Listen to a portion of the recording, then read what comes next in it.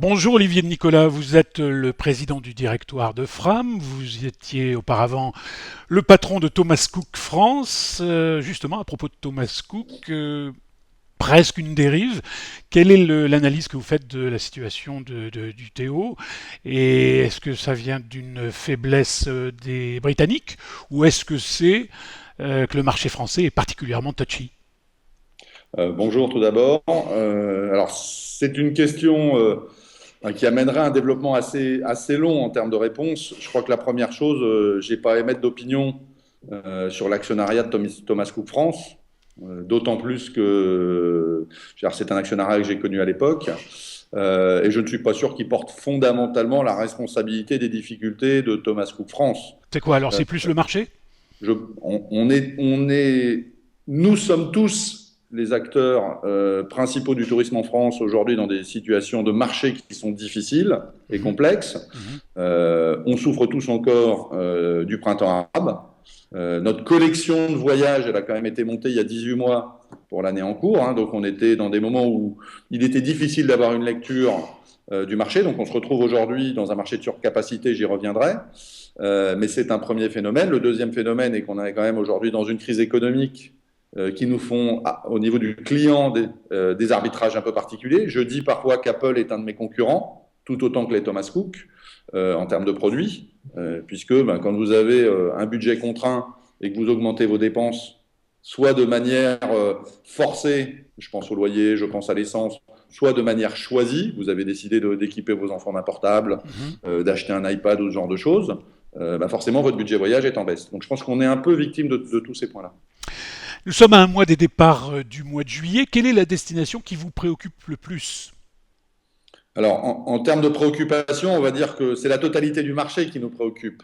Après, il y a ce qui a bien fonctionné ou ce qui fonctionne bien, et puis quelques déceptions. C'est plutôt comme ça que je le verrais. Mhm. Ce qui fonctionne bien, c'est l'Espagne. À part les côtes espagnoles, l'ensemble de l'Espagne fonctionne bien. La déception, c'est quand même la Grèce, même s'il était difficile d'anticiper les difficultés actuelles de la Grèce quand on a fait la programmation il y a maintenant un an et demi. Il n'en reste pas moins que Corfou fonctionne bien, que ces rods sont des relais, mais ce sont des nouveautés quand même sur le marché. Donc, elles démarrent plutôt bien, mais elles ne compensent pas la diminution de business sur la Grèce continentale, même si on peut comprendre le pourquoi de cette baisse, parce que je peux comprendre, même si à mon avis c'est un peu à tort, mais le consommateur a une inquiétude générale, donc comme il a du choix, il va ailleurs. Et puis, quelque part, la vraie déception, c'est la Crète, au niveau en tout cas de la Grèce en général, dans la mesure où on n'est pas à la hauteur du business qui était prévu. Un mot de la France depuis votre arrivée chez Fram. Est-ce que vous êtes allé voir le Framissima Nature de Souston? Et comment se fait-il qu'il ne soit pas plein pour cet été? Alors, deux, trois choses à répondre par rapport à cette question. Oui, il faut que j'aille voir le Framissima Nature. C'est vrai que mes priorités ont été un peu différentes dans les premiers mois. Hein. Forcément, on s'occupe d'abord aussi des pays qui ont souffert et on montre sa présence dans ces pays-là de manière privilégiée. Que le produit soit complètement plein, j'ai envie de dire, c'est une superbe opportunité pour les agences et leurs clients en disant ben, il y a encore de beaux produits et de belles possibilités de voyage. Après, on est content de juillet-août en termes de remplissage. Mai, juin, septembre, octobre sont plus difficiles pour nous. Cela provient de deux raisons. D'abord, un marché, on va dire, sur la zone Aquitaine qui a toujours été très concentré sur juillet-août. Et la deuxième chose, c'est que la plupart des acteurs remplissent donc les ailes de saison avec des Hollandais et des Anglais. Et là-dessus, vous savez que nous, par contre, en tant que Fram, c'est effectivement des marchés sur lesquels on est absent. Ouais. Et donc, on pâtit à ce niveau-là d'une capacité d'attractivité ou de remplissage par absence, en fait, de présence sur ces pays. En tout cas, Dernier point. vous conservez toutes vos ambitions sur la France? Alors, par nature, aujourd'hui, je pense qu'aucun groupe de touristes ne peut faire l'impasse de réfléchir à la France. Même si ça fait 10-15 ans que je vois tous les groupes de touristes se dire on aimerait être meilleur et plus performant en France. Je pense que quelque part, l'initiative qu'on a eue avec le Framissima Nature nous permet de nous dire qu'il y a des vraies solutions, des vraies opportunités. La deuxième chose, c'est qu'on a un Framissima à Morzine qu'on ouvre cet été. Il fonctionne à plein tout l'hiver. On a des clients très fidèles qui le connaissent, etc. Il est ouvert cet été. Donc c'est un indicateur pour nous de l'intérêt qu'on a aujourd'hui sur le marché français. Vous êtes un entrepreneur, un homme de défi. Si aujourd'hui vous étiez derrière le comptoir d'une agence de voyage qui voit son volume de clientèle diminuer, qu'est-ce que vous feriez, Olivier de Nicolas? Alors, je ferai deux choses. J'essaierai d'abord de travailler la clientèle existante, parce que j'ai toujours appris qu'un client existant, et quelque part, coûtait moins cher qu'un nouveau client à trouver. Donc, premier point, c'est focus sur la fidélité. Deuxième point, la conquête. Sur la partie fidélité, j'essaierai de travailler ce que j'appelle moi un discours de valeur. Je pense que dans un moment où le prix est le driver un peu principal du discours général du tourisme, malgré tout, pour un client, le prix il se trouve dans un autre canal de distribution. Et en l'occurrence, le prix, il pense d'abord qu'on le trouve sur Internet, à tort ou à raison. Mhm. Donc, si le client est dans l'agence, c'est que quelque part, même si le prix a de l'importance pour lui, il est en recherche de quelque chose de plus, d'une relation, d'une notion de sécurité, d'un rapport de conseil. Et je pense que je jouerai sur ces axes-là. J'irai éventuellement tenter de lui faire acheter un produit légèrement plus cher parce que pouvant lui parler en direct, je lui explique que parfois quelques euros de plus sont un très bon investissement par rapport à son choix de voyage. Il ne faut jamais oublier qu'un voyage raté ou un voyage pas aussi bien que prévu, le voyage, c'est une denrée consommable. C'est-à-dire qu'une fois que c'est fini, on ne revient jamais en arrière. Et donc, quelque part, c'est la raison pour laquelle mettre quelques euros de plus, parfois, c'est se donner la possibilité de faire un voyage qui soit bien mieux. Donc, je travaillerai sur ces sujets-là. Le sujet plus difficile, il est la conquête aujourd'hui. On est Ouais. dans des schémas aujourd'hui qui sont plus complexes. Je pense que le multicanal est quelque chose qui a des vraies raisons d'être.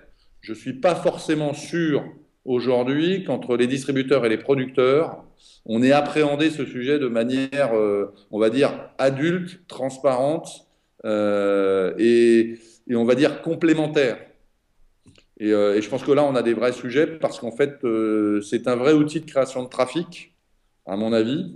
Le seul point aujourd'hui, c'est que ce n'est pas utilisé comme tel, pour Mhm. moi. Et la deuxième chose, et notamment, je pense, dans le rapport producteur-distributeur. C'est-à-dire, le site internet du producteur devrait pouvoir driver du business vers la distribution. Et aujourd'hui, c'est pas travaillé comme ça. Et ce que je regrette, mais ça c'est personnel, c'est que je trouve qu'on est plutôt dans des schémas de défiance entre la production, enfin les producteurs et distributeurs. Cette défiance, elle provient de la difficulté. Tout le monde est en difficulté quelque part en termes de business. Ouais. Et à partir de là, on a plutôt tendance à faire un repli sur soi au lieu de se mettre peut-être à plusieurs pour essayer un peu de trouver quelque part des actions et des solutions. Vous rentrez tout juste des Canaries, je crois savoir si je suis bien informé. Quelles sont les conséquences de la crise espagnole? En deux mots, sur place, comment vous avez ressenti la destination, Bon, d'abord, je vois que Tourmag est toujours très bien informé. n'est-ce pas? Voilà, donc je ne savais pas que j'étais suivi dans l'ensemble de mes déplacements. Donc je regarderai où est la puce ou le tracker que vous avez réussi à mettre en GPS. place. Oui, effectivement, je reviens de Palma, qui était une découverte en ce qui me concerne. Hein. C'était la première fois que j'allais sur place. Quelque part, ce qui était, enfin, différentes choses qui m'ont un peu surpris. C'est vrai qu'il y a une vraie crise en Espagne, dont sont victimes les Espagnols avant tout. Ça, c'est la première chose. C'est-à-dire que quand vous entendez parler du taux de chômage, quand vous envoyez les gens sur place qui vous parlent quand même de difficultés pour eux, Ouais. vous prenez conscience que ce que médiatiquement on évoque, c'est une réalité sur place. Après, c'est différent en ce qui concerne les opérateurs de tourisme. En l'occurrence, si je prends notre filiale sur place et nos hôtels sur place, ils fonctionnent bien. Ils fonctionnent bien parce que avec les reports, les déports, même il y en a moins que l'année dernière, mais il y en a toujours. Avec également le fait que, quelque part, le marché des destinations s'est réduit, l'Espagne a très bien fonctionné. Après, au niveau global, c'est vrai que j'ai trouvé qu'il y avait moins de monde que ce que je pensais dans les aéroports, dans les restaurants, etc. Mais ça, c'est lié à la totalité du business. Il y a moins d'anglais, il y a moins d'allemands. Ce sont des destinations qui sont tellement grosses aujourd'hui en termes de voyage. Mhm. Je veux dire, quand vous regardez dans une étude qui vous dit qu'il y a 14% de moins d'anglais, en fait, c'est des chiffres qui sont parfois supérieurs. C'est 14% en moins, c'est parfois plus que tous les Français qui vont sur la destination. Donc, c'est vrai que ça a des impacts un peu importants. Nous qui sommes franco-français, c'est sûr que sur Palma, on est plutôt content On n'est jamais totalement content, mais on est quand même plutôt satisfait. Bon, pourvu que ça dure. Merci Olivier de Nicolas Merci. et bonne semaine à vous. À bientôt. Merci.